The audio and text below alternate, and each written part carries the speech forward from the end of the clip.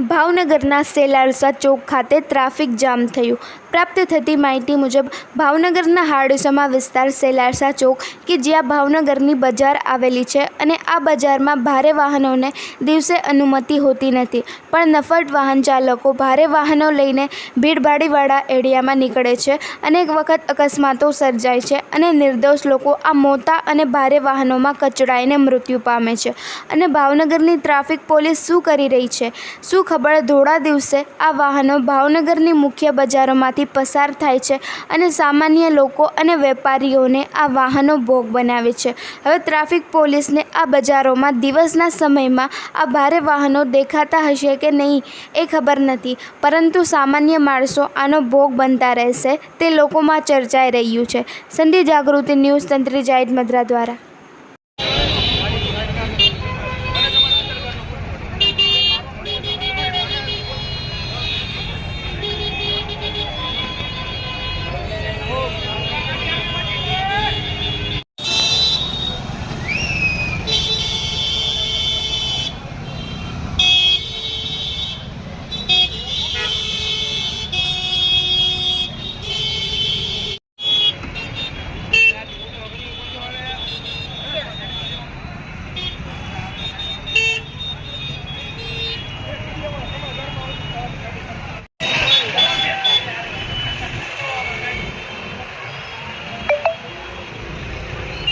આપનું નામ?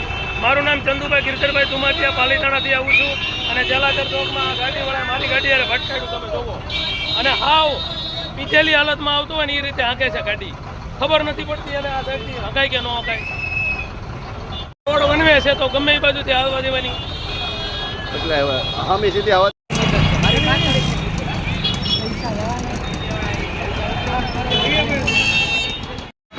નીકળી જાય જવા દો।